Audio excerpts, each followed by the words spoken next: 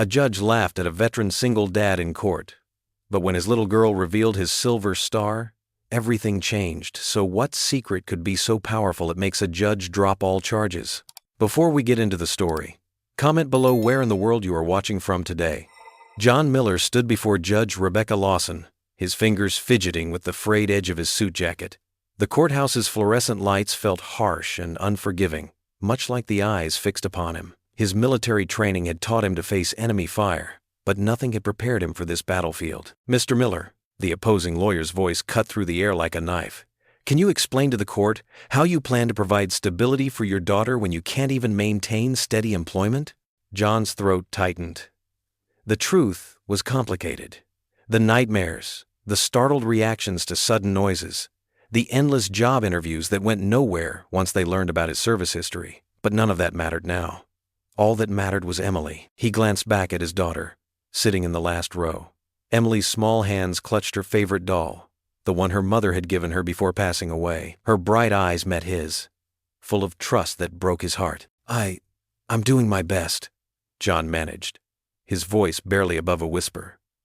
"I pick up work where I can. Construction, security." "Your Honor," the lawyer interrupted, adjusting his expensive tie with manicured fingers, "Mr. Miller's inconsistent employment history is just the beginning. We have documentation of concerning behavior patterns consistent with PTSD. This condition makes him volatile, unpredictable. I would never hurt my daughter." John's voice cracked with emotion. "Emily is everything to me." Judge Lawson leaned forward, her reading glasses perched on the edge of her nose. Her expression was a mixture of weariness and skepticism. Years of hearing similar stories had left her hardened to tearful pleas. "Mr. Miller," she said, her tone clipped, "this court sees dozens of parents every week who claim their children are everything to them. Yet they can't provide basic stability. No lawyer?" She gestured at the empty space beside him. "Did you think you could handle this alone?" John's face flushed. "I couldn't afford." "Couldn't afford?" Judge Lawson's laugh was sharp and sudden, echoing through the courtroom. "Mr. Miller, if you can't afford legal representation, how do you expect to provide for a child?" The humiliation burned through John's chest. He'd faced Taliban fighters with less fear than he felt now. His hands trembled slightly, and he pressed them against his legs to steady them. The opposing lawyer's smirk grew wider. "Your Honor," the lawyer continued smoothly, "Mr. Miller's financial instability is just one aspect of our concern. His service record indicates, 'My daddy helps people.'" Emily's voice rang out suddenly from the back of the courtroom. Heads turned as the 8-year-old stood up, still clutching her doll. "He's a hero!" The unexpected outburst created an immediate hush.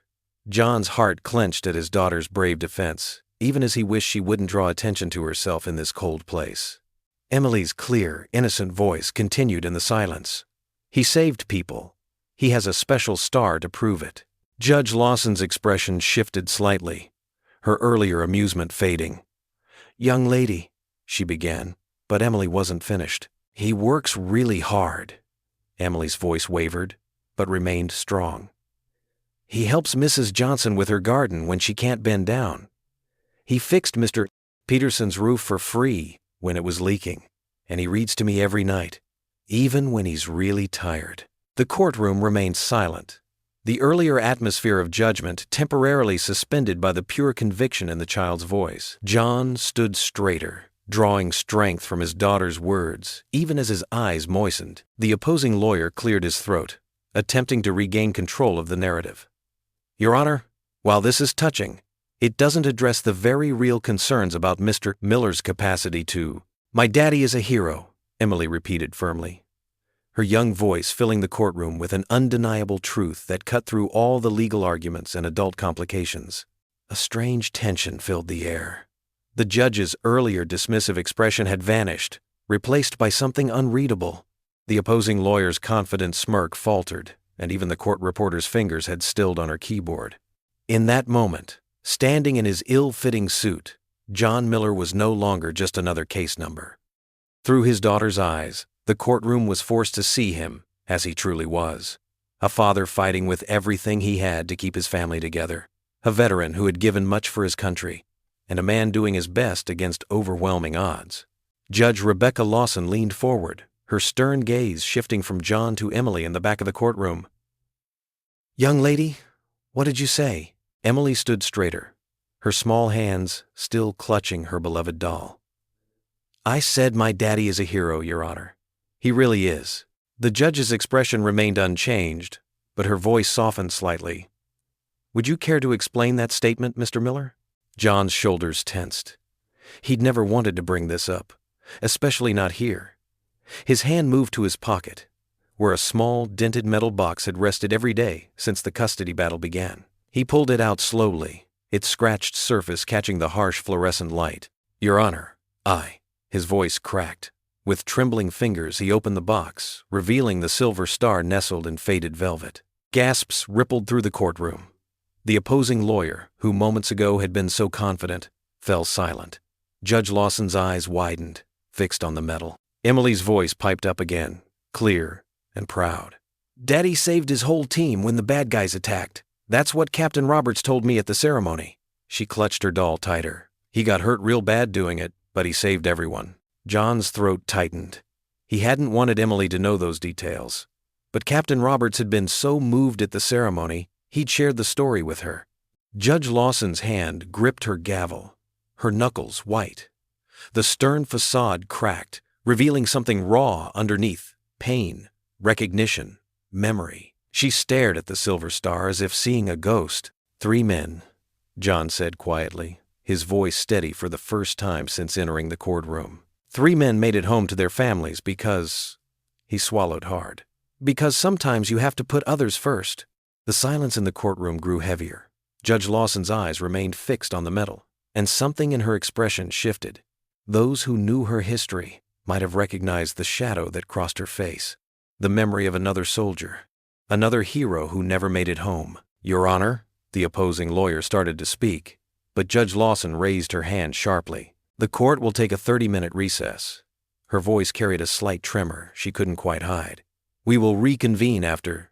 She paused, composing herself. "After I've had time to review some matters." The bang of her gavel echoed through the stunned courtroom.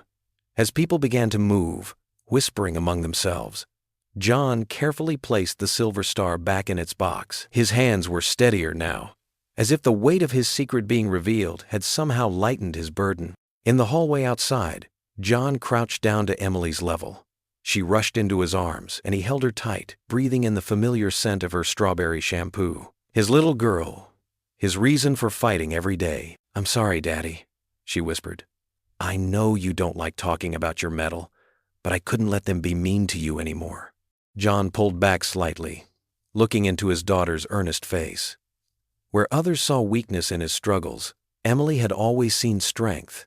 Her faith in him had never wavered, not through the nightmares, not through the tight months when dinner was simple sandwiches, not through any of it. For the first time in months, John felt something new stir in his chest. It wasn't just determination or desperation. Those had been his constant companions throughout this custody battle. This was different. This was hope, fragile but real, like the first warm ray of sun after a long winter. "You never have to apologize for telling the truth, sweetheart," he said softly, brushing a strand of hair from her face. "Never." Emily beamed at him, wrapping her small arms around his neck once more. In that moment, as he held his daughter close, John realized that sometimes the biggest acts of courage don't happen on battlefields. Sometimes they happen in courtrooms, in the honest words of a child who sees heroes where others see only scars. Judge Rebecca Lawson closed her chamber door with trembling hands. The usually composed jurist sank into her leather chair, her stern facade crumbling as she stared at her reflection in the window. The morning sun cast long shadows across her desk, where family photos stood like silent witnesses to her shame. Her eyes fixed on a particular frame, a young man in dress uniform, his smile bright and confident. David, her little brother. The same brother who never came home, whose sacrifice was honored with a flag-draped coffin and a medal almost identical to the one John Miller had just shown in her courtroom. "Oh, David," she whispered, running her finger along the frame's edge. "What would you think of your big sister now?" The memory of her derisive laugh at John Miller's stumbling defense echoed in her mind, making her wince. She'd become exactly what she'd promised herself she never would. Another cold, cynical judge who'd forgotten the human stories behind the cases that crossed her bench. Rebecca stood, pacing her chambers. The walls, lined with law books and certificates, suddenly felt suffocating. How many times had she heard David speak of his brothers in arms, of the bonds forged in combat? How many times had he told her that heroes don't always look like the ones in movies? She paused at her window, watching people scurry across the courthouse steps below. John Miller's face flashed in her mind. Not the nervous, ill-fitting suit version from today, but the man revealed by that silver star. A man who'd run into danger to save others, just like David had. And she had laughed at him. The shame burned deeper as she remembered Emily Miller's voice, so clear and innocent. My daddy is a hero. Children often saw truth more clearly than adults, uncluttered by prejudice and presumption. Taking a deep breath, Judge Lawson straightened her robes and gathered her composure. She had made a mistake, but she had the power to begin correcting it now. When she re-entered the courtroom, the tension was palpable. John Miller stood at attention, an unconscious soldier's habit, while his daughter watched with hopeful eyes from her seat. The opposing lawyer wore a smirk that quickly faded under the judge's steely gaze. After careful consideration, Judge Lawson began, her voice carrying the weight of authority tempered with newfound humility. I am dismissing the current charges regarding Mr. Miller's fitness as a parent. The opposing lawyer jumped to his feet. Your Honor, I must object. One military decoration doesn't— Counsel, she cut him off sharply. I'm not finished. She turned her attention to John. Mr. Miller, this court grants you continued custody of your daughter pending a full hearing, which will be scheduled in due course. However, she added, making sure to meet his eyes, I expect you to maintain steady employment and continue seeking appropriate support services for veterans. John's shoulders relaxed slightly as he nodded. Yes, Your Honor. Thank you, Your Honor. The opposing lawyer gathered his papers with barely contained fury. This isn't over, he muttered, loud enough for John to hear. We'll be back with more evidence about your episodes. Judge Lawson's gavel cracked against the sound block. Counsel, would you care to share your remarks with the court? The lawyer forced a tight smile. No, Your Honor. We reserve the right to petition for a full hearing at a later date. So noted, she replied coolly. Court is adjourned. As people began filing out, Judge Lawson watched John Miller embrace his daughter. The sight stirred memories of David hugging her goodbye before his last deployment. She quickly gathered her papers, refusing to let emotion overwhelm her in open court. Outside the courthouse, the spring air carried the scent of newly bloomed flowers. John held Emily's hand as they walked down the steps, their shadows stretching long in the late morning Sunday. Daddy, Emily tugged at his sleeve. Can we get pancakes? I'm really hungry. John checked his worn wallet, counting the few bills inside. You know what, sweetheart? I think we can manage that today. They found a small diner 3 blocks from the courthouse, the kind with slightly sticky menus and bottomless coffee. The red vinyl booths had seen better days, but the windows were clean and let in plenty of sunlight. Emily slid into the booth, her feet swinging happily beneath the table. Can I get chocolate chips in my pancakes? John smiled, a real smile that reached his eyes for the first time in weeks. Just this once, he said, though they both knew it wasn't true. He could never resist when she asked for chocolate chip pancakes. As they waited for their food, Emily colored on her placemat with crayons provided by their friendly waitress. John watched her, marveling at how she could bounce back from the stress of the morning as if it were nothing more than a passing cloud. Daddy? She looked up from her drawing. Are you still worried? John reached across the table and squeezed her small hand. No, sweetheart, not right now. And it was true. The weight that had pressed down on his shoulders for months had lifted, at least for this moment. The pancakes arrived, steam rising from the chocolate-studded stack, and Emily's eyes lit up with delight. As they shared their celebratory breakfast, John realized that sometimes victory looked different than he'd imagined. Sometimes it wasn't about dramatic courtroom speeches or perfect solutions. Sometimes it was simply about sitting in a worn diner booth with his daughter, watching her arrange her pancakes into a smiley face, and knowing that for now, they were still together. Sunlight streamed through the worn curtains of the Millers' small apartment kitchen.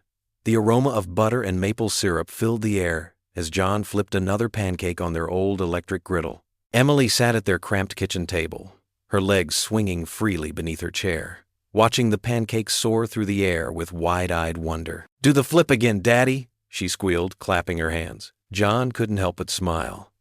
The morning light caught the floating dust particles, giving their modest kitchen a warm, golden glow. Empty moving boxes still lined the walls. They hadn't fully unpacked since downsizing 3 months ago. But this morning, the clutter didn't seem to matter quite as much. "Coming right up, Princess." John poured more batter onto the griddle.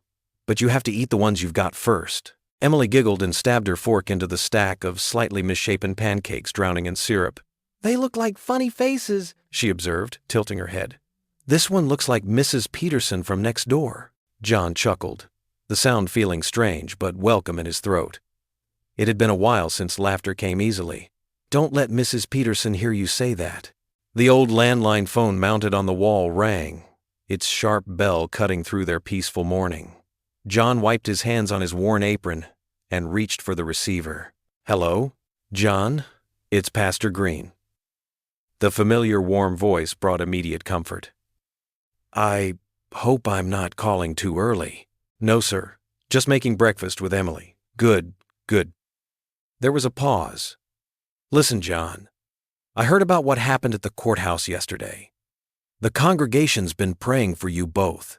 John's throat tightened. "Thank you, Pastor. That means a lot." "There's something else," Pastor Green continued. "You know that old fellowship hall we've been meaning to fix up? The roof needs work, and there's some painting to be done. I remember you mentioned having construction experience." "Yes, sir. Did some contracting work between deployments." "Well, we've got the budget approved for repairs. I thought of you first. It's honest work, fair pay. What do you say?" John had to steady himself against the counter. That would be incredible, Pastor. Thank you." "Don't thank me, son. The Lord provides. Can you start Monday?" After hanging up, John turned to find Emily watching him, syrup dripping from her chin. "Was that Pastor Green? Is he coming for pancakes too?" "No, sweetie." John returned to the griddle, his movements lighter. "But he just offered Daddy some work at the church. Like fixing things?"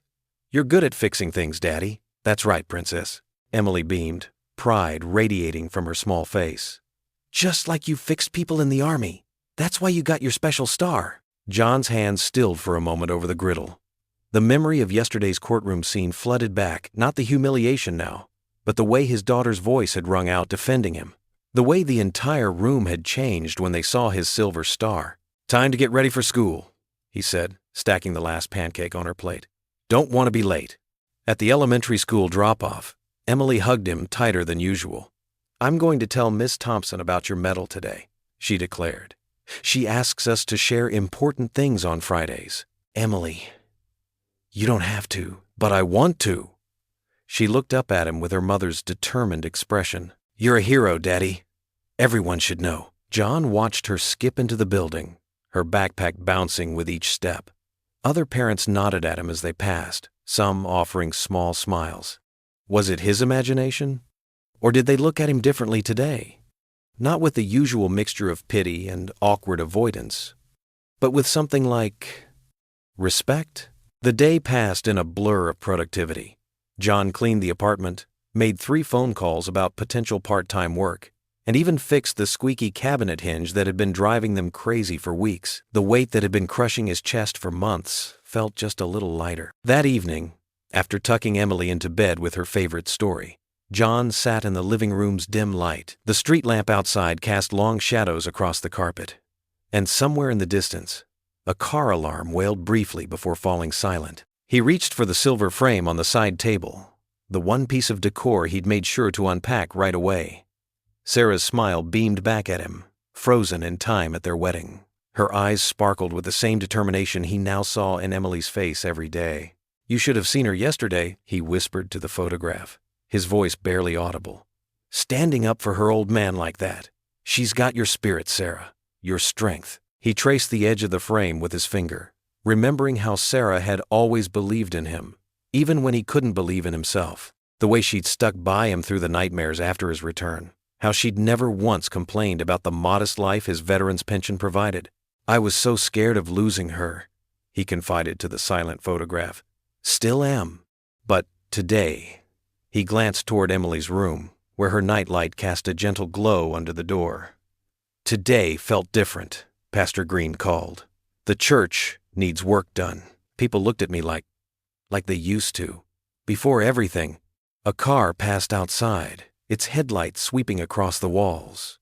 In that brief illumination, Sarah's smile seemed to grow warmer, more encouraging. "Maybe we're going to be all right," John whispered, holding the frame close to his chest. "Maybe we're finally going to be all right."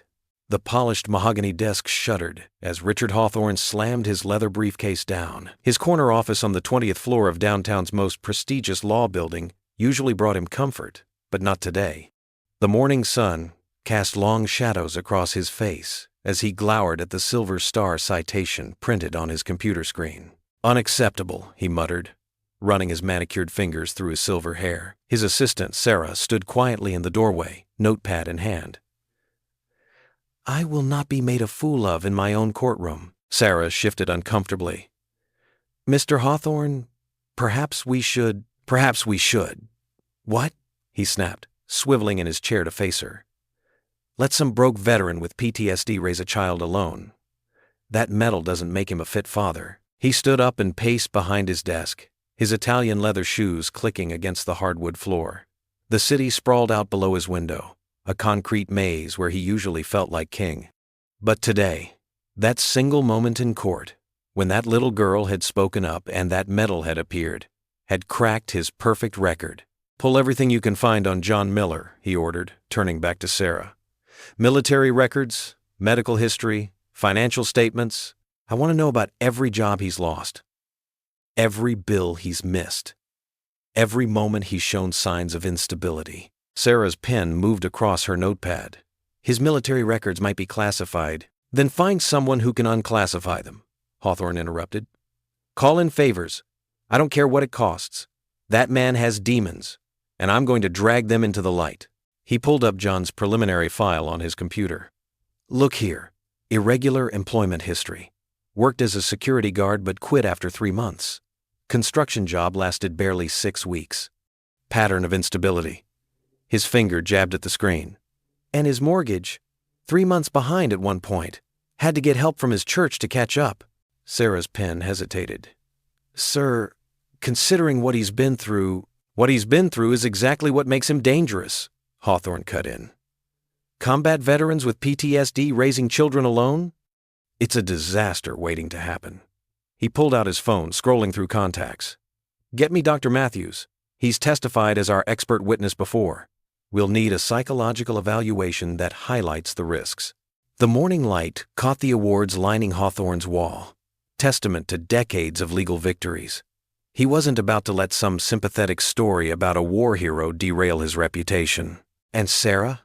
he added as she turned to leave. "Find out about the wife's death. Every detail. There might be something there we can use."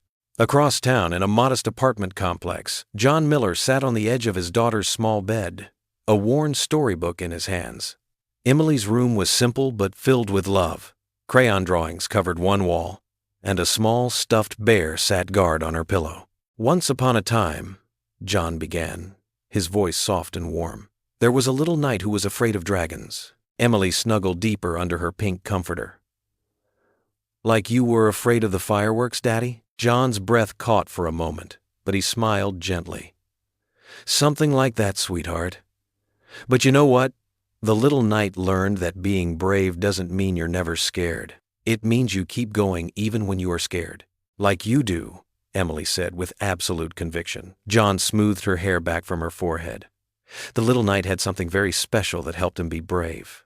Do you know what it was?" Emily's eyes sparkled in the soft glow of her nightlight. "Was it love?" "That's right," John said, his voice thick with emotion. "He had people who loved him and believed in him, just like I have you." He continued reading, his voice painting pictures of a knight who faced his fears one small step at a time, until Emily's eyes began to droop. As her breathing deepened into sleep, John carefully closed the book and placed it on her nightstand. For a moment he just sat there, watching his daughter sleep. She looked so much like her mother, the same gentle curve of her cheek, the same peaceful expression in sleep. His hand unconsciously went to his pocket, where he always kept the small box containing his silver star. The medal had saved them today, but John knew better than to think their troubles were over. He'd seen enough battles to know that the first skirmish was rarely the last. But looking at Emily's peaceful face, he made a silent promise, the same promise he'd made on countless nights in far-off deserts and mountains. He would protect her, no matter what it took. Standing quietly, John adjusted Emily's blanket one last time and moved to the doorway. He paused there, framed in the soft light from the hallway. "Good night, my brave girl," he whispered. Meanwhile, in his office, Hawthorne was still working as darkness fell over the city. His desk was now covered with papers, preliminary reports, background checks, financial records. His computer screen glowed with military service dates and deployment locations. In his mind, he was already crafting his argument, building his case piece by piece. Sarah appeared in his doorway one final time. "Sir, I've scheduled the meetings you requested. Dr. Matthews can see us tomorrow morning, and I've located 3 of Mr. Miller's former commanding officers." Hawthorne didn't look up from his papers. "Good. Very good. We'll start with the psychological angle. That always plays well with the judge. Then we'll dig deeper into his service record." He shuffled through some documents. "Get me everything you can find about his wife's death, too. There has to be something there we can use." Sarah nodded and disappeared, leaving Hawthorne alone with his plans. He reached for his coffee, now cold and bitter, but he hardly noticed. His mind was focused on one thing: winning. He'd built his career on never backing down, never showing mercy, and he wasn't about to start now. The city lights twinkled below his window, and somewhere out there, a father was telling his daughter bedtime stories about bravery. But in this tower of glass and steel, a different kind of battle was being planned. One fought with papers and procedures, testimonies and technicalities. Hawthorne smiled grimly as he added another note to his growing file. The real fight was just beginning. The late afternoon sun filtered through the stained glass windows of St. Mark's Church, casting rainbow patterns across the worn wooden pews. John Miller worked methodically, his calloused hands moving with practiced precision as he tightened loose screws and reinforced wobbly joints. The familiar scent of wood polish and old hymnals brought a sense of peace he hadn't felt in weeks. A few feet away, Emily sat cross-legged on the carpeted floor, her crayons scattered around her like fallen autumn leaves. Her small tongue poked out in concentration as she worked on what appeared to be a masterpiece, complete with stick figures and plenty of hearts. "Daddy, look!" Emily held up her drawing. "It's us at the park." John paused his work, wiping sweat from his forehead with his sleeve. "That's beautiful, sweetheart. Is that ice cream we're eating?" "Yep, triple chocolate with sprinkles." She beamed, adding more colorful dots to the drawing. "And see, I drew your medal too." The mention of his silver star made John's chest tighten, but he forced a smile. "Very detailed, Em." The heavy wooden doors creaked open, and Pastor Green's familiar figure emerged from the shadows. His weathered face carried its usual warm expression, though John noticed a hint of concern in his eyes. "The pews are looking much better, John," the pastor said, running his hand along the freshly polished wood. "You have quite the talent for restoration." "Thank you, sir. It's peaceful work." John reached for another screw, but Pastor Green's hand on his shoulder made him pause. "Could we talk for a moment?" The pastor's voice was gentle but serious. "Emily, would you mind if I borrowed your father for just a few minutes?" Emily shook her head, already engrossed in a new drawing. "That's okay. I'm making something for Miss Thompson anyway." The two men walked toward the altar, their footsteps echoing in the empty church. Pastor Green's usual easy manner seemed strained, and John felt his stomach knot with anticipation. "I heard from Judge Lawson this morning," the pastor began, keeping his voice low. "That lawyer, Hawthorne, he's been asking questions around town, digging into your service record, your medical history." John's hands clenched involuntarily. "I figured he might. He's building a case, son, trying to paint a picture of instability." Pastor Green's eyes were kind but worried. "The judge wanted me to tell you she's arranged some resources, parenting classes at the community center, counseling sessions at the VA. She can't appear to be helping directly, but she feels guilty," John finished, his voice barely above a whisper. "She feels responsible for doing what's right," the pastor corrected. "And right now, that means giving you every chance to prove yourself as a father." John glanced back at Emily, who was now humming softly as she colored. "I never wanted to fight anyone. I just want to take care of my little girl." "I know, John. But sometimes the battles worth fighting find us, whether we want them or not." Pastor Green squeezed his shoulder. "The congregation is behind you. We're not going to let you face this alone."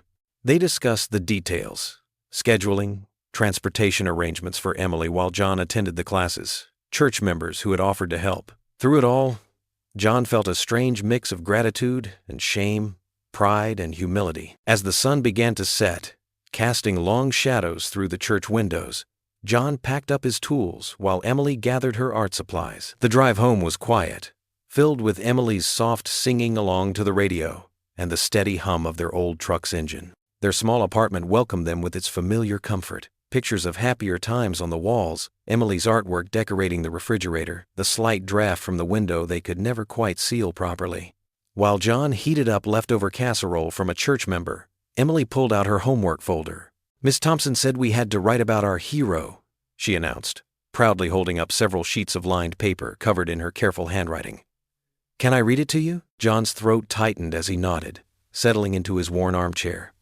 Emily cleared her throat dramatically and began to read. "My Daddy is My Hero" by Emily Miller. "Some people think heroes wear capes or fly in the sky, but my hero wears an old jacket and drives a blue truck. My daddy is my hero because he saves me every day.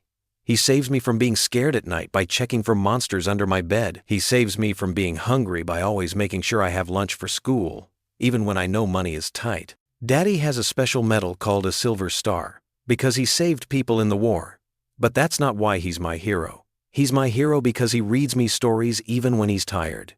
He's my hero because he never forgets to braid my hair the way Mommy used to do it. He's my hero because even when people are mean to him, he stays kind. Sometimes Daddy gets sad or scared, especially when there are loud noises. But that doesn't make him less of a hero. My teacher says being brave means doing something even when you're scared. And Daddy is the bravest person I know. I know some people think Daddy isn't good enough to take care of me.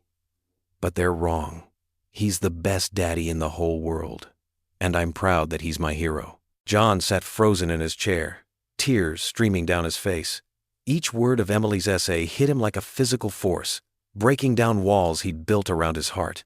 He saw himself through her eyes, not as a broken man struggling to keep it together, but as someone worthy of love and admiration. Emily lowered the paper, watching him with concerned eyes. "Daddy, are you okay? Did you not like it?" In response, John opened his arms, and Emily rushed into them, her small frame fitting perfectly against his chest like she had done since she was a baby. He held her tight, breathing in the familiar scent of her strawberry shampoo. "I loved it, sweetheart," he managed to say, his voice rough with emotion.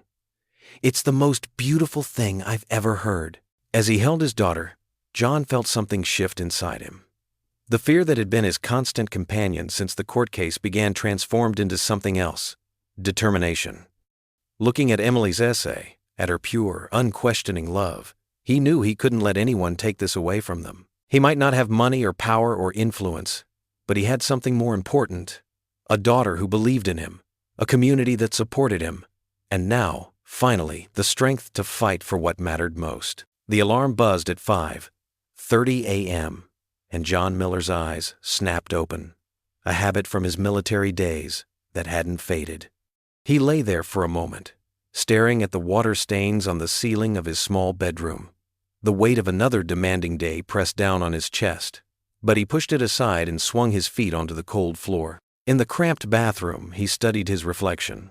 Dark circles under his eyes, a few more gray hairs at his temples. The therapy sessions were helping, but they drained him emotionally. Still, he had to keep going. For Emily. The coffee maker gurgled to life as John packed Emily's lunch, a peanut butter sandwich, an apple, and the last granola bar from the box. Their kitchen cupboards were getting bare again, but payday wasn't until next week. He checked his worn leather wallet, just enough for milk and bread to get them through. "Rise and shine, sweetheart," he called softly, entering Emily's room. She was already awake, hugging her stuffed elephant and smiling up at him. "Morning, Daddy." She bounced out of bed, her energy infectious. "Can I wear my blue dress today? The one Mrs. Carter fixed?" John nodded, remembering how their elderly neighbor had skillfully mended the torn hem last week. "Sure can, sunshine." While Emily got dressed, John heard a gentle knock at the front door. Opening it, he found Mrs. Carter holding a covered casserole dish. "Don't you dare say no," she said firmly, pushing past him into the kitchen. Her silver hair was perfectly set, as always. "I made too much chicken pot pie yesterday. Emily mentioned it's your favorite." John's throat tightened. They both knew she hadn't made too much. She'd made it specifically for them. "Mrs. Carter, you don't have to." "Hush now." She set the dish down and turned to face him, her kind eyes stern. "That's what neighbors are for. Besides, I need someone to taste test my cooking. Can't trust my own taste buds anymore at my age." Emily appeared then, twirling in her blue dress. "Mrs. Carter!"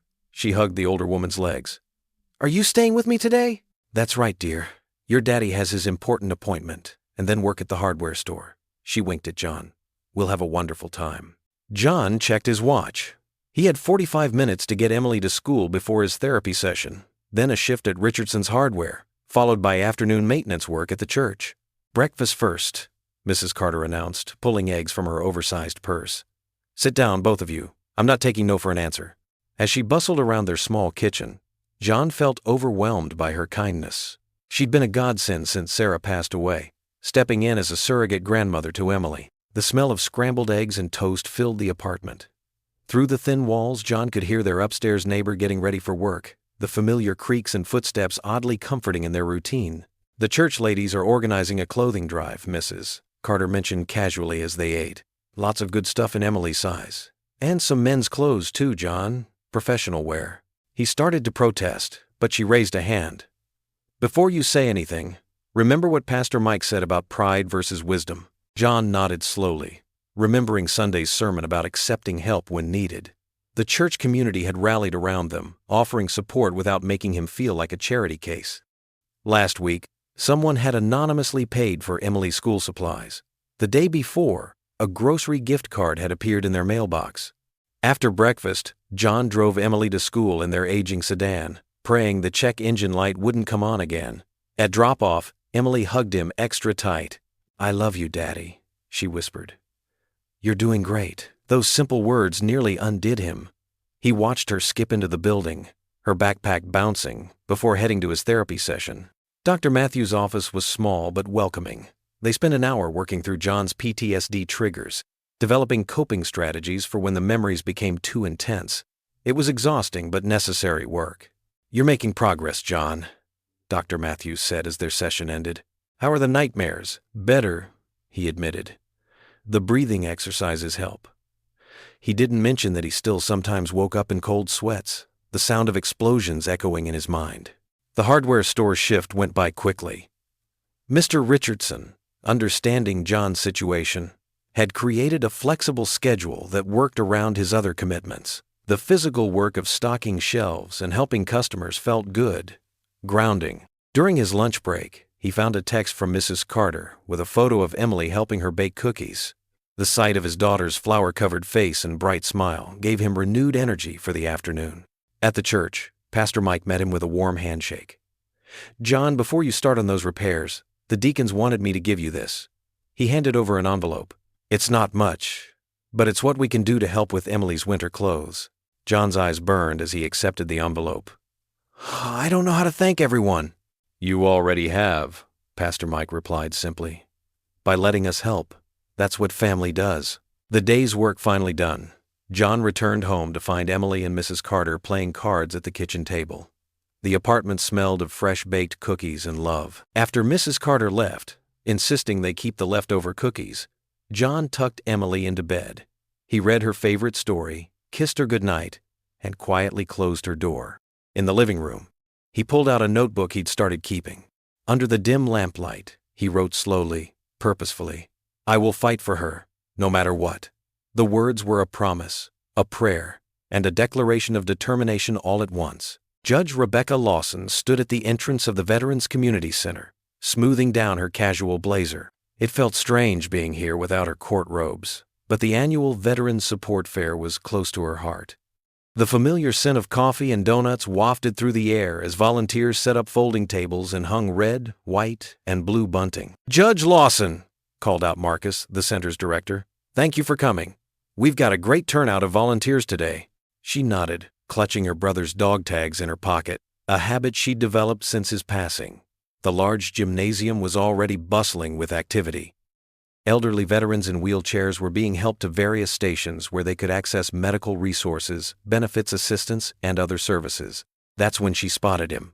John Miller was kneeling beside an older veteran in a worn army jacket, carefully adjusting the man's oxygen tank. She wouldn't have recognized him if it weren't for little Emily, who sat cross-legged nearby, showing her drawings to another veteran. "I didn't know Mr. Miller volunteered here," Rebecca said quietly. Marcus smiled.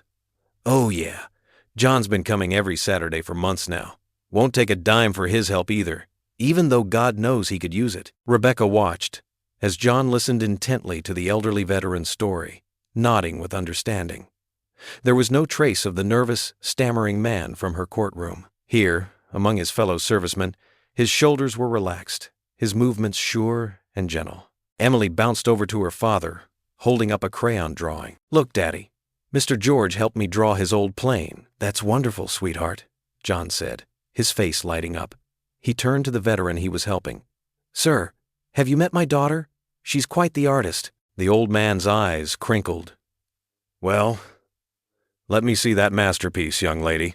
Rebecca found herself moving closer, pretending to inspect the resource tables. John noticed her presence and stiffened slightly, but maintained his composure. "Good morning, Your Honor," he said quietly. "Please, it's Rebecca here," she replied, surprising herself with the informality. "That's a lovely drawing, Emily." Emily beamed. "Thank you. Do you want to see the others? I drew one for every veteran here today." "Emily," John said gently, "I'm sure the judge is very busy with the event," but Rebecca found herself pulling up a chair. "I'd love to see them, Emily." She watched as the little girl carefully showed her each drawing, explaining the stories behind them. John remained nearby, helping other veterans while keeping a protective eye on his daughter. Through the morning, Rebecca observed how John anticipated needs before they were voiced, adjusting wheelchair footrests, fetching water, listening patiently to war stories. He never drew attention to himself, never mentioned his own service. When Emily got sleepy, he created a little nest for her with his jacket in a quiet corner, where she could nap safely in his line of sight. During a quiet moment, Rebecca found herself standing next to John at the coffee station. "You're good with them," she said, nodding toward the veterans. "They trust you." John poured a cup of coffee and offered it to her first. "They're family," he said simply. "We understand each other. And Emily seems to flourish here." A shadow crossed his face. "I know it's not an ideal environment for a child, but I can't afford a sitter on Saturdays, and—" He trailed off, worried he'd said too much. "John," Rebecca said, surprising them both with her gentleness, "I see a little girl who's learning compassion, service, and love from her father's example. That's worth more than any fancy daycare." His eyes met hers briefly, filled with grateful understanding, before he was called away to help with lunch preparations. Later that evening, Rebecca sat in her home office, where her brother's military photo held pride of place on her desk. She picked it up, running her fingers over the frame. "You'd like him, Tommy," she whispered. "He's the real deal." The same qualities she'd admired in her brother, quiet strength, selfless service, deep love for family, she'd seen today in John Miller. The contrast between the confident, capable man at the Veterans Center and the struggling father in her courtroom troubled her. Setting down the photo, she opened John's case file. The opposing lawyer's accusations about John's PTSD and financial instability seemed hollow now, lacking the context of the whole man she'd observed today. She thought of how tenderly he'd cared for both the elderly veterans and his daughter, how he'd maintained his dignity despite his obvious poverty. Rebecca leaned back in her chair, the weight of her earlier harsh judgment sitting heavy on her shoulders. The man she'd laughed at in court was the same man who spent his Saturdays serving others while fighting his own battles. She picked up her brother's photo again, remembering how Tommy had struggled after his first tour, how the system had failed him before his final deployment. "I was wrong, Tommy," she whispered to the photo. "I was so wrong about him." Through her window, she could see the sun setting, painting the sky in shades of purple and gold. The same sun would be setting over John and Emily's small apartment, where a devoted father would be making dinner for his daughter, helping with homework, carrying on despite the odds stacked against them. Rebecca placed Tommy's photo back on her desk, positioning it so his smile faced her chair. A reminder to look deeper, to see beyond the surface of those who came before her bench.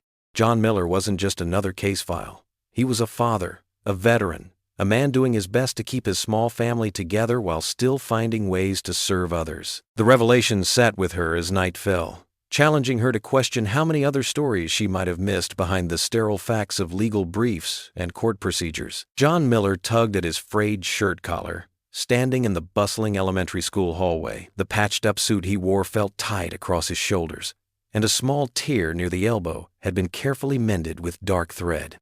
Around him, other parents chatted in their crisp business attire and designer clothes. "You made it!" Emily's voice rang out above the crowd. She burst through a classroom door, her Navy school uniform slightly rumpled and her ponytail bouncing with each step. Her bright smile washed away John's anxiety like sunshine after rain. "Wouldn't miss it for anything, sweetheart." He crouched down to her level, straightening her collar. The familiar smell of crayons and apple juice clung to her, reminding him of simpler times. "Come on, Daddy, we're about to start." Emily grabbed his hand, practically dragging him into Mrs. Thompson's third-grade classroom. Colorful artwork decorated the walls, and tiny chairs had been arranged in neat rows facing the front. John squeezed into one of the small chairs, his knees nearly touching his chest. A few parents chuckled good-naturedly, and he managed a small smile. Emily bounced on her toes near the teacher's desk, clutching a piece of paper to her chest. Mrs. Thompson, a warm-faced woman with silver-streaked hair, called the class to order. "Welcome, parents, to our annual Parents' Day presentations. Each student has written an essay about someone they admire, and they'll be sharing these with us today." Several students went before Emily, reading about astronauts, doctors, and movie stars. John watched his daughter fidget with excitement, her paper now slightly crumpled from her tight grip. When Mrs. Thompson called her name, Emily practically skipped to the front of the room. She smoothed out her paper and took a deep breath. "My essay is called, 'My Daddy is My Hero.'" Her clear voice filled the classroom, and John's heart squeezed in his chest. "Some people think heroes wear capes or fight bad guys in movies," Emily read. "But my daddy is a real hero. He fought in a war far away to protect people he didn't even know. He has a special star medal that proves it. But that's not why he's my hero." John sat very still, aware of other parents turning to look at him. Emily continued, her voice growing stronger. "My daddy is my hero because he makes me pancakes even when he's really tired. He helps me with my math homework and never gets mad when I don't understand right away. He works lots of different jobs to take care of us, and he still finds time to read me bedtime stories." A tissue box quietly made its way around the room. John blinked rapidly, trying to keep his composure. "Sometimes I hear him crying at night when he thinks I'm asleep. I know he misses Mommy, and so do I. But he always has a smile for me in the morning. That's what real heroes do. They keep going, even when things are hard." Mrs. Thompson dabbed at her eyes with a tissue. Other parents leaned forward, completely captivated by Emily's words. "My daddy taught me that being brave doesn't mean you're never scared. It means you do what's right even when you are scared. He says that helping others is more important than having fancy things. He shows me every day what love looks like." Emily looked directly at John now, her eyes shining. "Some kids have daddies who buy them lots of toys or take them to Disney World. My daddy gives me something better. He gives me all of his heart. That's why my daddy is my hero, and I wouldn't trade him for anyone else in the whole world." The classroom erupted in applause. John couldn't hold back his tears anymore, but for the first time in years, they weren't tears of shame or worry. Pride swelled in his chest, threatening to burst it wide open. Emily ran to him, throwing her arms around his neck. He lifted her onto his lap, not caring that his suit might wrinkle or that other parents were watching. "That was beautiful, Emmy," he whispered into her hair. Parents and teachers gathered around them, offering kind words and warm smiles. Mrs. Thompson squeezed John's shoulder. "You've raised a remarkable young lady, Mr. Miller. Her essay will be featured in our school newsletter." As the crowd began to disperse, Emily tugged at his sleeve. "Can we walk home today, Daddy? It's really nice outside." They stepped out into the autumn afternoon, leaves crunching under their feet.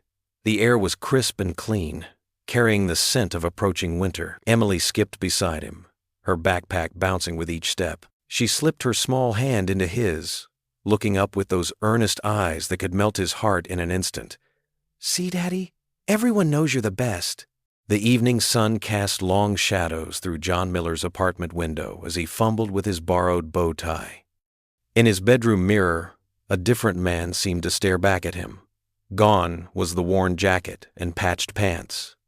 Instead, he wore a perfectly fitted black suit, courtesy of his church community's generosity. "Need some help there?" Mrs. Carter called from the living room where she was helping Emily get ready. "My Harold used to struggle with those things too." John smiled, remembering how the elderly neighbor had insisted on contributing to the suit rental. "I think I've got it, ma'am. Just need to." His fingers finally cooperated, and the bow tie settled into place. Emily bounced into his room, wearing a pale blue dress that the church ladies had altered just for her. Her hair was neatly braided with a matching ribbon. "Daddy, you look like a movie star." "And you look like a princess, sweetheart." John's voice caught in his throat. The invitation to the Veterans Honor Gala had arrived unexpectedly last week, and the community's response had overwhelmed him. Pastor Dave had organized the suit rental, the church women had handled Emily's outfit, and even his therapy group had pitched in for the tickets. Mrs. Carter appeared in the doorway, her eyes misty. "Now don't you two make me cry before you even get there." She adjusted Emily's ribbon one last time. "The car should be here any minute." Right on cue, a horn honked outside. Pastor Dave had arranged for a local limo service to donate their services for the evening. Emily rushed to the window, gasping at the sight of the sleek black car. "Look, Daddy, it's just like Cinderella." The drive to the hotel downtown felt surreal. Emily pressed her nose against the window, pointing out every lit-up building they passed. John sat quietly, his Silver Star medal pinned carefully to his lapel. He hadn't worn it since that day in court, but tonight felt right. The hotel ballroom took John's breath away. Crystal chandeliers sparkled overhead, and round tables draped in white lined the polished dance floor. A small stage stood at the front, decorated with American flags and flowers. Other veterans in their finest attire mingled with community leaders and supporters. "Miller, over here!" a familiar voice called out. It was Steve from his therapy group, waving them toward a table near the front. Emily skipped ahead, already chatting with Steve's daughter about their dresses. As they settled in, John noticed Judge Rebecca Lawson sitting quietly at a corner table. She wore an elegant navy dress, and her usual stern expression had softened into something more contemplative. Their eyes met briefly, and she gave him a small, encouraging nod. The evening progressed with speeches and dinner. Emily charmed everyone at their table, proudly telling anyone who would listen about her daddy's medal. John felt a warmth in his chest that had nothing to do with the coffee they'd serve with dessert. Then came the moment that changed everything. The master of ceremonies stepped up to the microphone, holding a small crystal award. "Tonight, we'd like to recognize a special veteran among us. A man who not only served his country with distinction, earning the Silver Star for valor in combat, but who continues to serve his community and, most importantly, shows us daily what it means to be a father." John's heart stopped as he heard his name called. Emily squeezed his hand tight, her face glowing with pride. "Go on, Daddy." His legs felt wooden as he made his way to the stage. The applause wrapped around him like a warm blanket, but it was Emily's beaming face in the front row that gave him strength. As he accepted the award, he caught sight of Judge Lawson again. Silent tears tracked down her cheeks as she clapped, perhaps seeing her own brother in him for a moment. "I'm not much for speeches," John said into the microphone, his voice steady despite his racing heart. "But I want to thank my daughter Emily. She's the real hero in my life. She gives me the courage to keep going every day." He paused, gathering his thoughts. "And I want to thank this community. You've shown me that no veteran has to stand alone." The applause that followed felt different this time, not just polite, but genuine and warm. As John returned to his seat, several people reached out to shake his hand or pat his shoulder. Emily launched herself into his arms the moment he sat down. Later, as the band played soft music, Emily tugged at his sleeve. "Daddy, can we dance? Like in the movies?" John led her to the dance floor, where other fathers and daughters were already swaying to the music. Emily stood on his shoes, giggling as he guided them in slow circles under the twinkling chandeliers. Her small hands gripped his, and her eyes shone with pure joy. "Are you happy, Daddy?" she asked, looking up at him with those innocent eyes that saw straight to his soul. John swallowed past the lump in his throat. "Yes, sweetheart, very happy." They continued their dance, lost in their own world of twirling lights and gentle music. The crystal award caught the light from its place on their table, but the real treasure was right here in his arms. For the first time in years, hope didn't feel like a distant dream. It felt like a promise. Sunlight streamed through the kitchen window of John Miller's modest apartment, catching the dust motes dancing in the air. The events of last night's gala still brought a smile to his face as he whisked eggs in a bowl.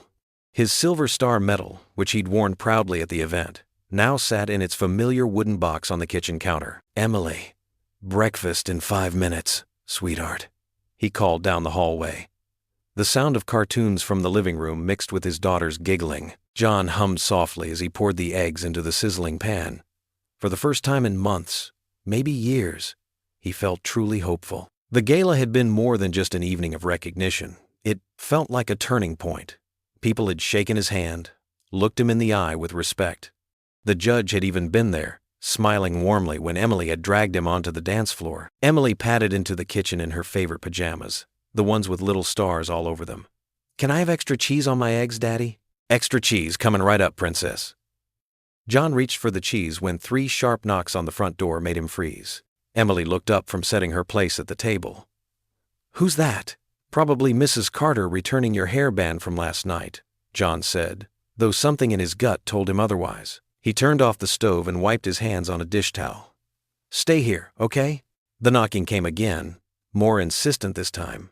John's combat-trained instincts kicked in, noting the authoritative rhythm of the knocks. He opened the door to find a young woman in a crisp blazer holding a leather portfolio, accompanied by 2 police officers. "Mr. Miller?" The woman's voice was professional but held a note of sympathy. "I'm Angela Morales from Child Protective Services. May we come in?" John's throat went dry.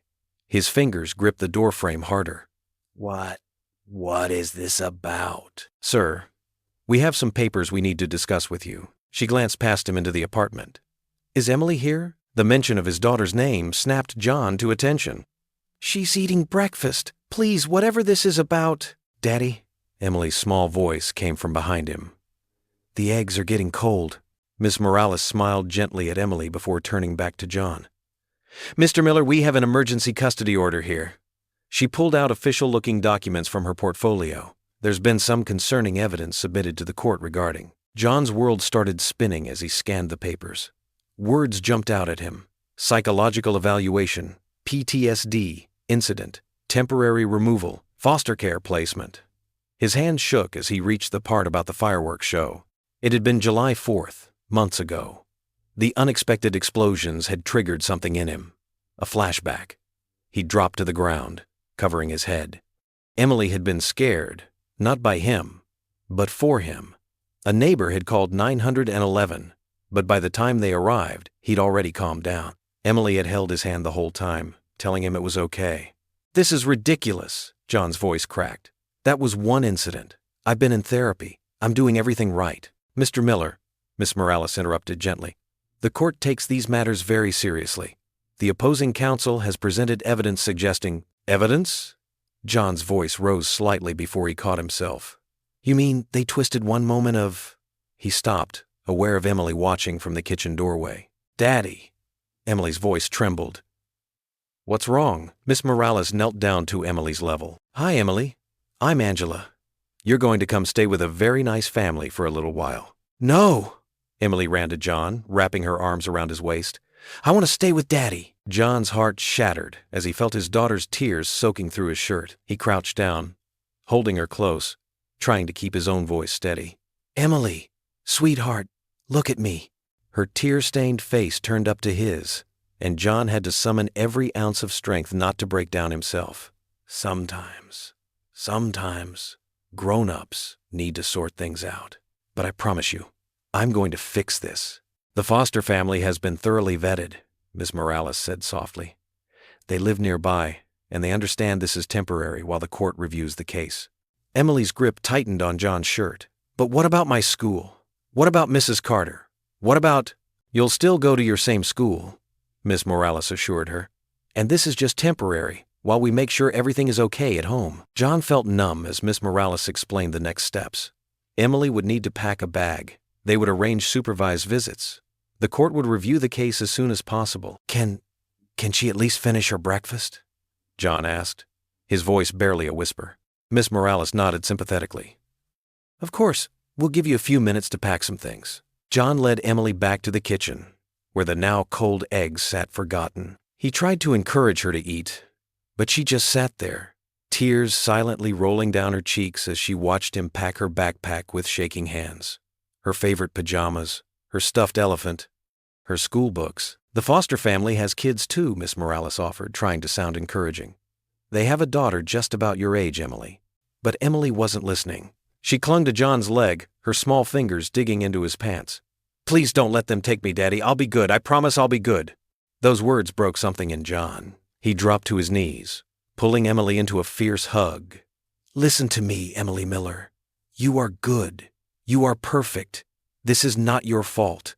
None of this is your fault." He felt her small body shaking with sobs as the words temporary foster care echoed in his head like a death sentence. Everything they'd built, all the progress they'd made, it was crumbling around them in the morning sunshine that now seemed cruel in its cheerfulness. Miss Morales cleared her throat softly. "Mr. Miller, it's time." The courthouse felt colder today. John stood rigid at the defendant's table, his hands clasped tightly behind his back, a soldier's stance that had become his shield when the world crashed around him. The morning light filtered through the high windows, but it brought no warmth to the proceedings. "Your Honor." The opposing lawyer's voice rang out with theatrical flair, his polished shoes clicking against the floor as he paced. "I present to you evidence that proves beyond any doubt the unstable nature of Mr. Miller's household." He held up a thick manila folder like it contained state secrets. John's throat tightened. He knew what was in that folder. "Last July 4th, during the community fireworks display," the lawyer continued, his voice rising for effect, "Mr. Miller experienced what witnesses describe as a severe episode of post-traumatic stress disorder." He pulled out statements, waving them like battle flags. According to multiple accounts, he dropped to the ground, covering his head, shouting military commands that terrified nearby families. The memory stabbed through John. The sounds, the lights, the smell of gunpowder. It had all been too much. He tried so hard to stay strong for Emily, but Emily Miller, his 8-year-old daughter, was present during this incident. The lawyer's words cut deeper. She was found crying, trying to shake her father awake while he was lost in his flashback. Is this the environment we want for a child? John wanted to explain, to tell them how Emily had been safe, how he'd never hurt her, how she'd understood better than anyone. But the words wouldn't come. His hands trembled behind his back. Furthermore, the lawyer pressed on. "Mr. Miller has failed to seek consistent professional help for his condition. His sporadic attendance at therapy sessions, which only began after our initial hearing, shows a pattern of negligence toward his own mental health." The judge sat stone-faced, her earlier warmth replaced by professional detachment. She glanced at John, and he saw conflict in her eyes, the battle between duty and compassion. "Your Honor," John finally managed, his voice rough, "I would never. Emily is everything to me. That night, yes, I struggled, but I've been working hard. The therapy, the parenting classes." "Exactly," the lawyer interrupted. "Working hard now when it's too late. After endangering his child. After objection." The court, appointed defender beside John, spoke up, but his voice lacked conviction. Emily sat in the back row with Angela, the foster care worker, her small face pale and frightened. She wore her favorite blue dress, the one she'd picked special for court, and clutched her worn teddy bear like a lifeline. "Daddy?" Her voice quivered across the courtroom. The judge's gavel cracked like thunder. "Order." She removed her glasses, rubbing the bridge of her nose. When she spoke again, her voice was heavy with resignation. "Given the evidence presented, and in accordance with child protection protocols, I have no choice but to order temporary removal of Emily Miller into foster care, pending full psychological evaluation and— "No!" Emily's cry pierced the formal atmosphere. She broke away from Angela's gentle grip and ran toward John. "Please, no! Daddy!" John's heart shattered as Emily crashed into his legs, her small arms wrapping around him with desperate strength. He knelt down, holding her close, breathing in the familiar scent of her strawberry shampoo. "It's okay, sweetheart," he whispered, though nothing was okay. "It's just for a little while. I promise I'll fix this." "I don't want to go," Emily sobbed into his shoulder. You need me, Daddy. Who's gonna make you smile? Who's gonna help you be brave?" The courthouse blurred through John's tears. Angela approached slowly, her face etched with professional sympathy. "Emily, honey," she said softly, "we need to go now. Your dad will be able to visit you." Emily's fingers dug into John's shirt. "No. He gets scared when he's alone. He needs me." The judge watched the scene unfold, her hands gripping her desk until her knuckles turned white. But the law was the law, and even she couldn't change that today. 2 court officers moved forward, their faces uncomfortable but determined. Angela gently took Emily's shoulders. "Come on, sweetie. It's time." "Daddy, please." Emily's screams echoed off the courthouse walls as they pulled her away. Please don't let them take me, Daddy! John stood frozen, each of Emily's cries like a bullet to his heart. He watched as they led her through the heavy wooden doors, her tear-streaked face turned back toward him until the last possible moment. The drive home passed in a blur. The apartment door creaked open to silence, no cartoons playing on the old TV, no crayons scattered across the coffee table, no little voice asking what's for dinner. John's legs gave out. He collapsed to his knees in Emily's room, surrounded by her stuffed animals and colorful drawings. One piece of paper caught his eye, a crayon drawing stuck to the refrigerator with a butterfly magnet. It showed 2 stick figures holding hands under a yellow sun. Me and Daddy, best friends forever. His fingers trembled as he reached for it. The paper crumpled slightly in his grip as he held it to his chest. And finally, in the crushing silence of an empty home, John Miller broke down completely. The darkness of the room seemed to close in around him, swallowing his hunched form as he clutched the last piece of his daughter's presence. The morning sun crept through dusty blinds, casting long shadows across John Miller's empty apartment. Dirty dishes filled the sink, 3 days' worth, maybe 4. He'd lost count. Time had become a foggy mess since they took Emily away. John sat in his worn armchair, his gaze fixed on Emily's vacant seat at the kitchen table. Her half-finished math worksheet still lay there, pencil marks frozen mid-equation. He couldn't bring himself to move it. The bright yellow flower-shaped placemat she'd picked out remained untouched, like a museum piece, preserving the last moments before everything fell apart. His fingers absently traced the rough stubble on his chin. The mirror showed a stranger these days, hollow-eyed, unshaven, shoulders slumped under the weight of defeat. The proud soldier who'd once carried wounded comrades to safety now couldn't even protect his own daughter. The refrigerator hummed in the silence, almost mockingly. Inside, Mrs. Carter's lasagna sat untouched, along with other meals from concerned church members. The thought of eating made his stomach turn. Food had lost its taste the moment Emily's seat became empty. Rising unsteadily, John grabbed his keys. He hadn't left the apartment in days, except for mandatory counseling sessions. But today, he needed to talk to someone who'd always listened, without judgment. The drive to Mountain View Cemetery was automatic, muscle memory guiding him through familiar turns. The late autumn wind scattered leaves across the perfectly maintained grounds as he walked the path he knew by heart. Sarah's headstone stood under an old oak tree, simple and elegant, just like she'd been in life. John's knees sank into the damp grass. His fingers traced the engraved letters of his wife's name, feeling the cold stone beneath his touch. "I failed her, Sarah," he whispered, his voice cracking.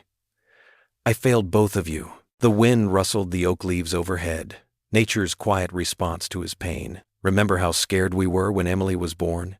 He smiled sadly, remembering Sarah's fierce determination in those early days. "You knew exactly what to do. But me?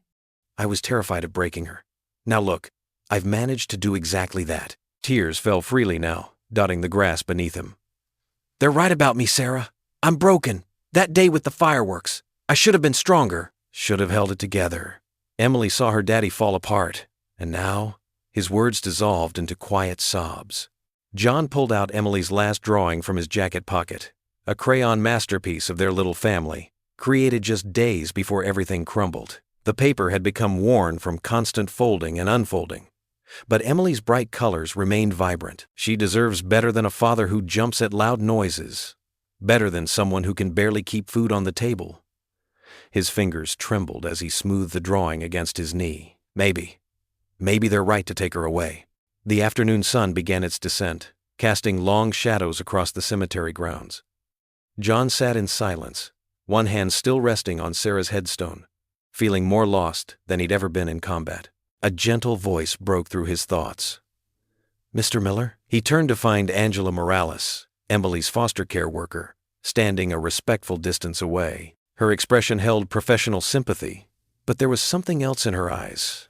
Understanding, perhaps. "I'm sorry to interrupt," she said softly. "I was visiting another family nearby and saw your car." John quickly wiped his eyes with his sleeve, struggling to his feet. "Is Emily okay?" Angela nodded, reaching into her bag. "She Island. Actually, I have something for you." She withdrew a folded piece of paper. "Emily made this yesterday. She was very insistent that I find a way to get it to you." With trembling hands, John unfolded the paper. Fresh tears welled up as he saw the familiar crayon strokes, a drawing of him and Emily holding hands, standing beneath a rainbow. Above them, in Emily's careful 8-year-old printing, were the words that pierced straight through his despair. "Daddy, don't give up." His breath caught in his throat. Even now, separated by court orders and foster care regulations, his little girl was trying to be strong for him, just like her mother would have done. Angela watched him with gentle eyes. "She talks about you constantly, Mr. Miller. Every day, she tells anyone who'll listen about her hero daddy." John carefully refolded the drawing, tucking it safely in his jacket pocket next to the other one. His daughter's love, captured in crayon, rested close to his heart. With a final touch to Sarah's headstone, he straightened his shoulders slightly. Emily's message echoed in his mind, "Don't give up." Maybe she was right. Maybe there was still something worth fighting for. The autumn wind picked up again, scattering more leaves around them as John and Angela walked silently back toward the cemetery entrance. Behind them, Sarah's headstone stood steady against the darkening sky, a quiet witness to both despair and the first tiny spark of renewed hope. The morning light caught the edges of Emily's crayon drawing as John carefully taped it to the refrigerator. His fingers lingered on the childish strokes, tracing the stick figures of himself and Emily holding hands.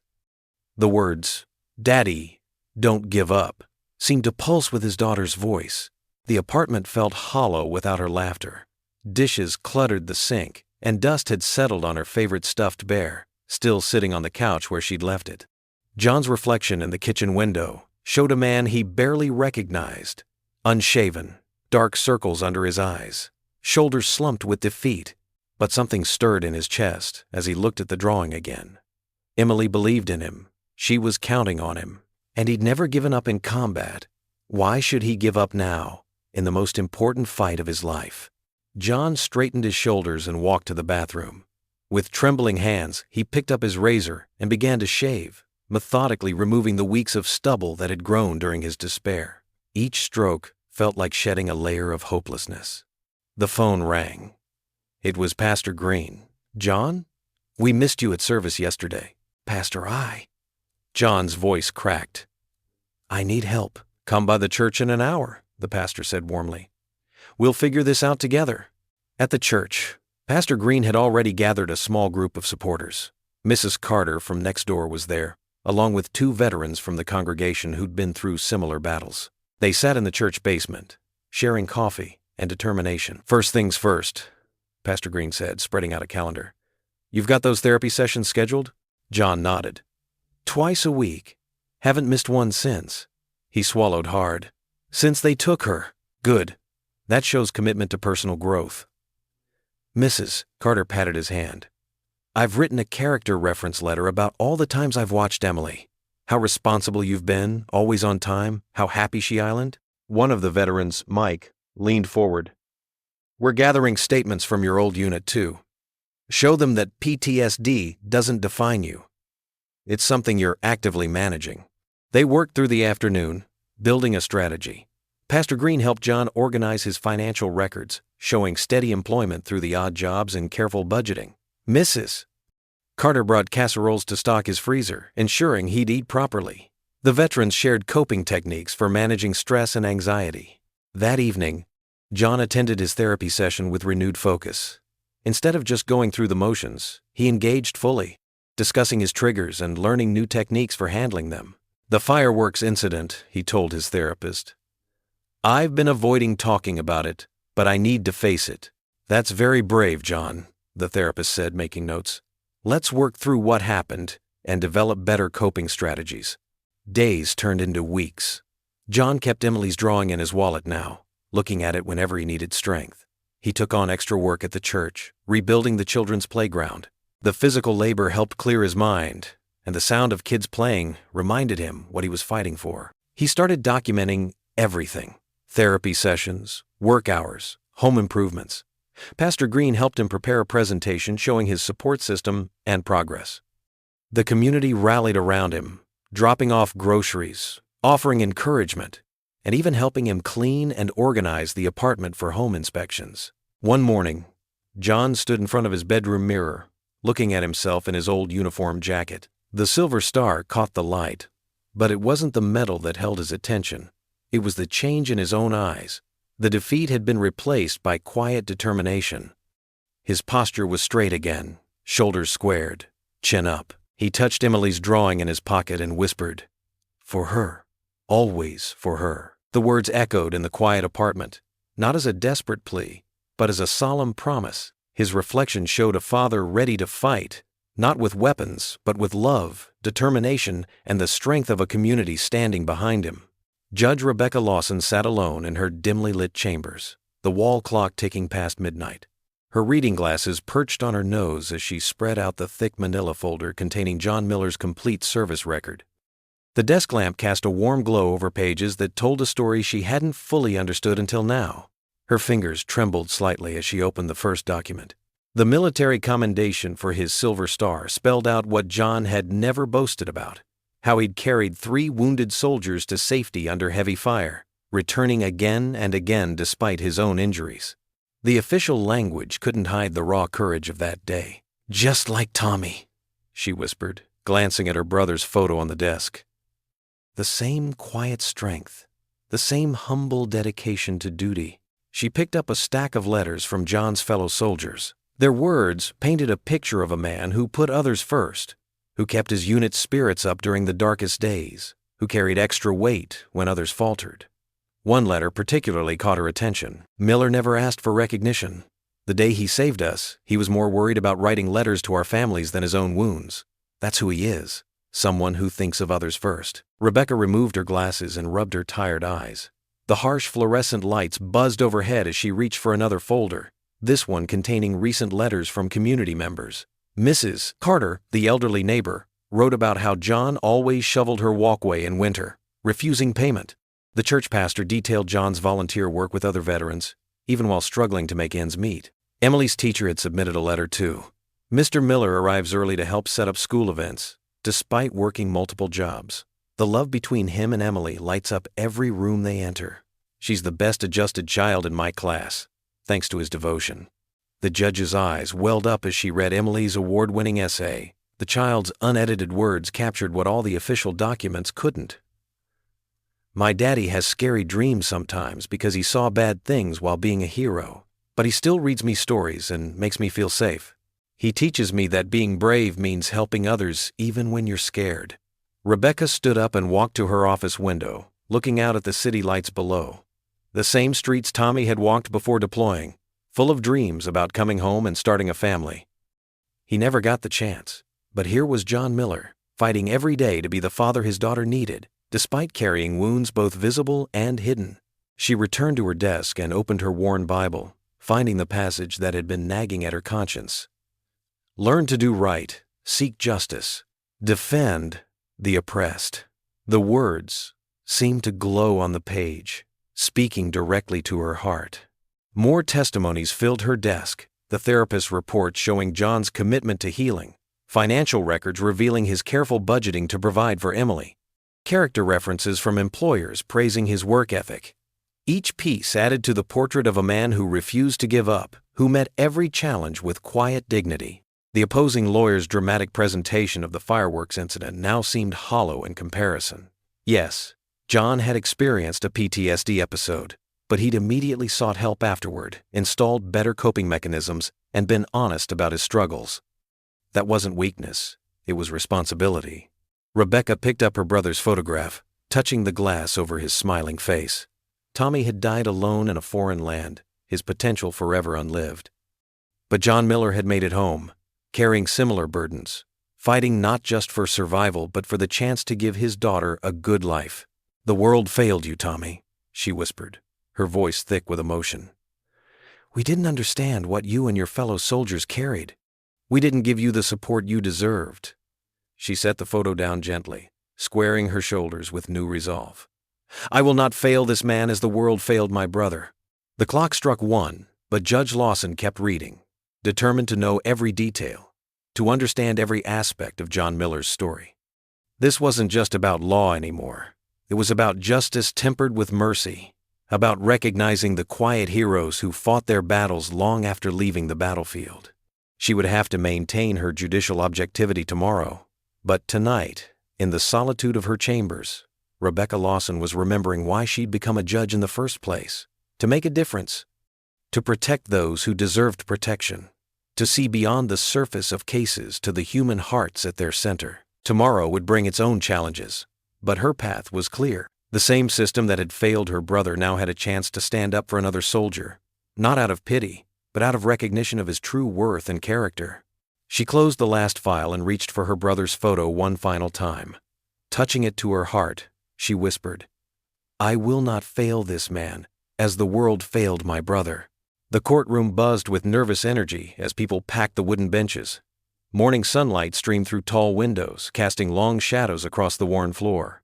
John Miller sat at the defendant's table, his recently pressed suit a gift from his church community. His fingers touched the folded crayon drawing in his pocket, Emily's artwork, giving him strength. Across the aisle, the opposing lawyer lounged in his expensive chair, a smug smile playing at his lips. He shuffled papers with manicured hands, occasionally glancing at John with barely concealed disdain. "All rise," the bailiff's voice boomed through the chamber. Judge Rebecca Lawson entered, her black robes flowing as she took her seat. "Be seated," she commanded, her voice firm but lacking its former edge of cynicism. Her eyes swept the crowded room before landing on John. The opposing lawyer rose smoothly. "Your Honor, we've already established Mr. Miller's instability. The fireworks incident. If I may, Your Honor?" A gentle voice interrupted. Mrs. Carter, John's elderly neighbor, stood shakily with her cane. "I was there that night of the fireworks." The judge nodded for her to continue. "Yes." John was startled by the noise. "But do you know what he did? He grabbed Emily and protected her, shielding her with his body. That's not dangerous behavior, that's a father's love." More hands raised throughout the courtroom. Emily's teacher, Miss Thompson, spoke next. Emily is the most well-adjusted child in my class. She's always clean, well-fed, and her homework is always done. She talks about their nightly reading sessions and weekend park visits. The lawyer tried to interject, but the judge held up her hand. "I'd like to hear from others." A gruff-looking veteran in dress uniform stood. "I served with Miller in Afghanistan. The day he earned that Silver Star, he ran through enemy fire 3 times to save wounded men. That same courage and dedication, he brings it to fatherhood." Pastor Roberts spoke of John's tireless work at the church. The grocery store owner described how John would count pennies to ensure Emily had fresh fruit. A school counselor detailed his perfect attendance at every parent-teacher conference. The opposing lawyer grew increasingly frustrated. "Your Honor, these emotional appeals don't change the facts. Mr. Miller's PTSD." "PTSD isn't a crime," another veteran interrupted from the gallery. "It's a wound earned in service. Miller never missed a therapy session. He's doing everything right." The judge turned to John. "Mr. Miller, would you like to address the court?" John stood slowly, his hands steady. The courtroom fell silent. He pulled Emily's drawing from his pocket and unfolded it carefully.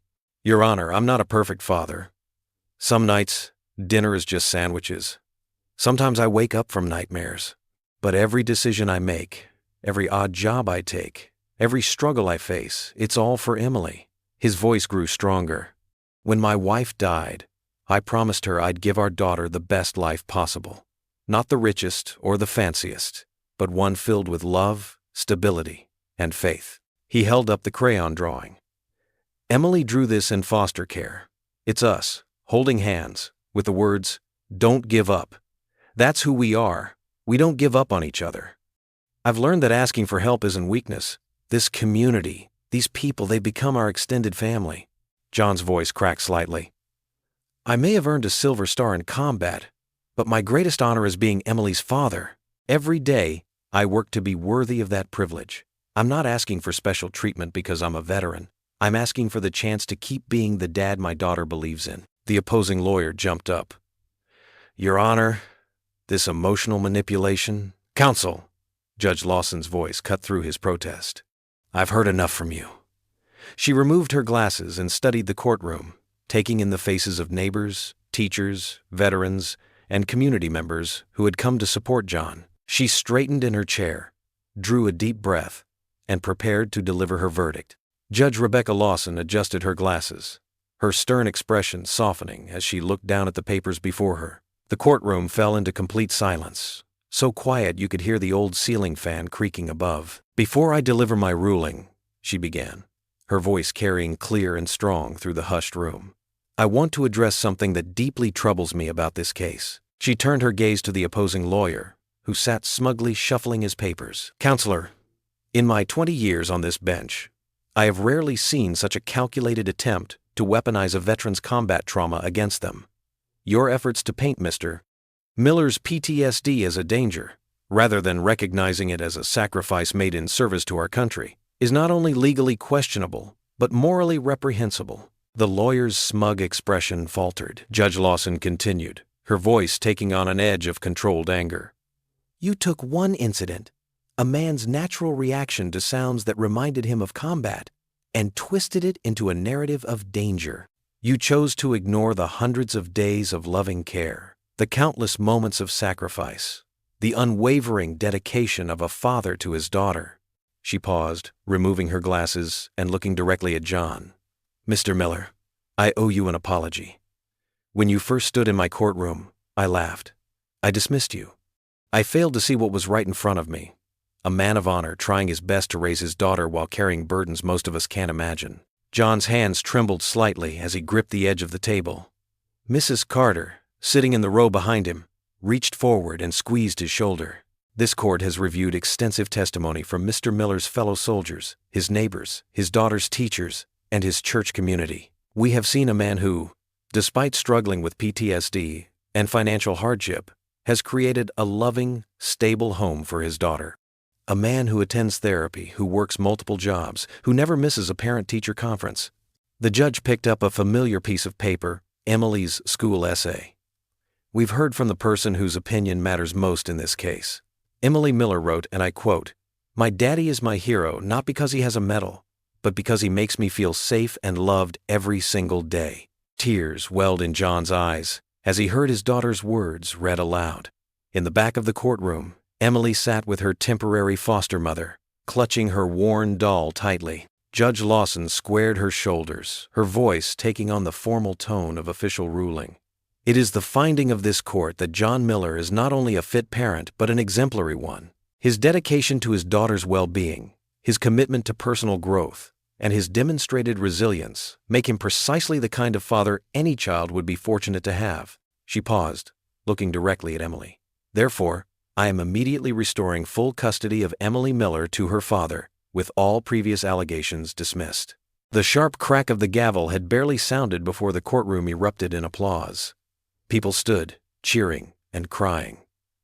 Mrs. Carter hugged John from behind, and the pastor pumped his fist in the air. But John didn't notice any of it. His eyes were fixed on Emily, who had already broken free from her foster mother's grasp and was running down the center aisle, her small feet pounding against the wooden floor. "Daddy!" she cried out, launching herself toward him. John caught her in his arms, lifting her high into the air as she squealed with delight. Tears streamed down his face as he spun her around, their laughter mixing together in a joyful symphony. Emily's arms wrapped tight around his neck, and she pressed her face into his shoulder, her own small body shaking with happy sobs. "I knew you'd win, Daddy," she whispered into his ear. "Heroes always win." John held her closer, spinning slower now, their hearts beating in sync. The sunshine through the courthouse windows wrapped them in warm light. Father and daughter reunited, their love stronger than any hardship life could throw their way. Around them, the applause continued. But to John and Emily, it was just background noise to their own private celebration. They were home, in each other's arms, exactly where they belonged. The morning sun peeked through the blinds of their small apartment, casting warm stripes across the kitchen table where John and Emily sat finishing their breakfast. It was their first morning together since the judge's ruling, and everything felt different, lighter somehow. Emily munched happily on her toast, her legs swinging beneath the chair, while John sipped his coffee, savoring the peaceful moment. Her backpack sat ready by the door, and his work clothes were freshly pressed, a far cry from the chaos of recent weeks. "Ready for school, sweetheart?" John asked, watching his daughter carefully wipe crumbs from her mouth with a napkin. She nodded enthusiastically, her pigtails bouncing. "I can't wait to tell Miss Thompson that I'm back home with you forever," Emily beamed, her smile bright enough to light up the whole room. John felt his heart swell at her words. Forever. It still didn't feel quite real. They cleaned up breakfast together, falling into their familiar routine as if they'd never been apart. Emily hummed a little tune while drying the dishes John handed her, and he found himself joining in, their voices mixing in an off-key but joyful duet. As John helped Emily into her jacket, Mrs. Carter from next door knocked on their door. "Good morning, Millers," she called out cheerfully, holding a fresh-baked loaf of banana bread. "Just wanted to welcome our favorite neighbors back properly." Emily rushed to hug the elderly woman's legs, while John accepted the bread with grateful thanks.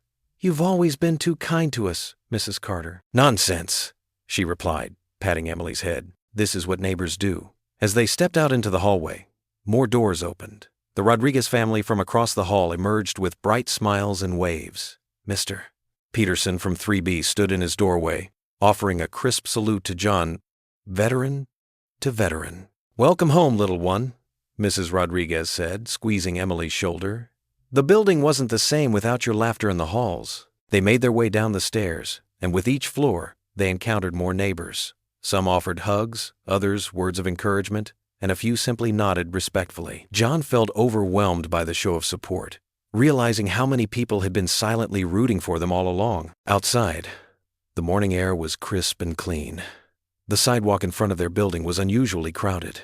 Pastor Green stood waiting, his kind face creased with joy. Behind him, several members of their church congregation had gathered, holding welcome home signs and small gifts. John, Emily, the pastor stepped forward, embracing them both in a warm hug.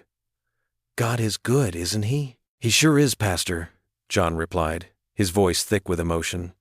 "He's sure island." Emily tugged at her father's sleeve, pointing excitedly. "Look, Daddy, Miss Thompson is here too." Indeed, Emily's teacher had come by before school, clutching Emily's "My Daddy is My Hero" essay in her hands. "We'll be hanging this in the hallway at school," she announced proudly, "as an example of true courage, both yours and your father's." The impromptu gathering turned into a small celebration. Church members passed out muffins and coffee, neighbors shared stories and laughter, and Emily basked in the attention, never letting go of John's hand. A black sedan pulled up quietly at the curb, and Judge Lawson stepped out, dressed casually instead of her usual court attire. The crowd parted respectfully as she approached John and Emily.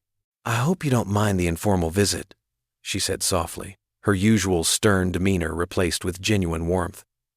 "I wanted to see you both, outside those courthouse walls." John straightened instinctively. "Not at all, Your Honor. Rebecca," she corrected gently. "Please." She knelt down to Emily's level. "How are you doing, sweetheart?" "I'm really happy," Emily replied, squeezing her father's hand. "I knew Daddy would win because he's a hero." The judge stood, meeting John's eyes. "Thank you for your service," she said, her voice carrying weight beyond the simple phrase. "Both in uniform and as a father, my brother would have been proud to serve alongside someone like you." John nodded, understanding the depth of what wasn't being said. "Thank you, Rebecca, for seeing the truth." She touched his arm briefly before stepping back. "Take good care of each other." The gathering slowly dispersed as people headed off to work and school. Pastor Green offered one final prayer of blessing, and Mrs. Carter promised to check in later with a proper dinner. John and Emily started their walk to school, their joined hands swinging between them. The morning sun had risen fully now, painting the street in golden light. Emily skipped every few steps, her pigtails bouncing with each hop. "See, Daddy?" she said, looking up at him with pure joy in her eyes. "Heroes win." John squeezed her small hand, remembering all the dark moments when he'd almost lost hope. But here they were, walking together in the sunlight, surrounded by love and support from their community. His daughter's faith had never wavered, and now he understood why. They paused at the corner, waiting for the light to change. Emily wrapped her arms around his waist in a tight hug, and John bent down to kiss the top of her head. The morning sun warmed their faces as they stood together, ready to step into their new beginning. The crossing signal changed, and father and daughter moved forward together, their shadows stretching long behind them in the golden morning light. Each step felt like a victory, each moment a gift, as they walked toward their brighter tomorrow. What would you do if you were in their place? Comment your answer below, and let's see how you'd rewrite the ending. If you enjoyed the story of John Miller, I handpicked the next story that you will enjoy. Please don't miss this one. Click here to watch it.